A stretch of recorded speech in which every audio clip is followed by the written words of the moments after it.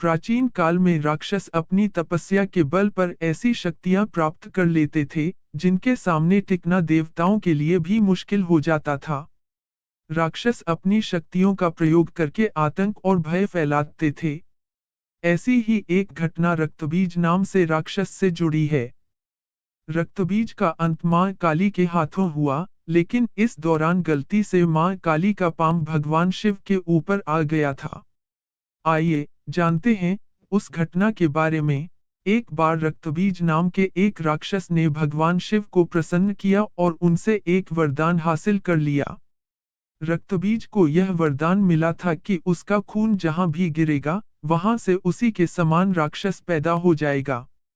रक्तबीज को अपने इस गुण पर बहुत अभिमान था, इसलिए उसने अपनी शक्तियों का गलत इस्तेमाल करना शुरू कर दिया।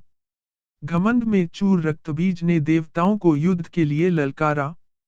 देवता रक्तबीज से लड़ने के लिए आ गए, लेकिन जहां भी रक्तबीज का रक्त गिरता, वहां से एक और रक्तबीज पैदा हो जाता। इसका परिणाम यह हुआ कि बहुत सारे रक्तबीज पैदा हो गए, जिन्हें हराने का कोई रास्ता देवताओं को दिखाई नहीं दे रहा था। घबरा कर सभी देवता मां दुर्गा के पास पहुंचे और अपने प्राणों की भीख मांगने लगे। मां दुर्गा ने रक्तबीज के वध के लिए काली का रूप धारण कर लिया। रक्तबीज को देखकर मां काली क्रोध से भर उठी और अपनी जीभ को इतना फैला लिया कि सारे रक्तबीज उसमें समा गए। अब जहां भी रक्तबीज का रक्त गिरता, मां काली उसे पी जाती। रक्तबीज को समाप्त करते हुए मां इतनी क्रोधित हो गईं कि उनको शांत करना मुश्किल हो गया।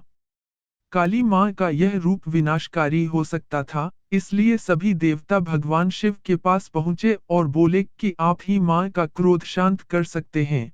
मां काली के क्रोध को शांत करना भगवान शिव के लिए भी आसान नहीं था, इसलिए भगवान शिव काली मां के मार्ग में लेट गए। क्रोधित मां काली ने जैसे ही भगवान शिव के ऊपर पांव रखा, वो झिझक कर ठहर गई और उनका गुस्सा शांत हो गया। इस तरह भगवान शिव ने देवताओं की मदद की और मां काली के गुस्से को शांत किया, जो सृष्टि के लिए भयानक हो सकता था।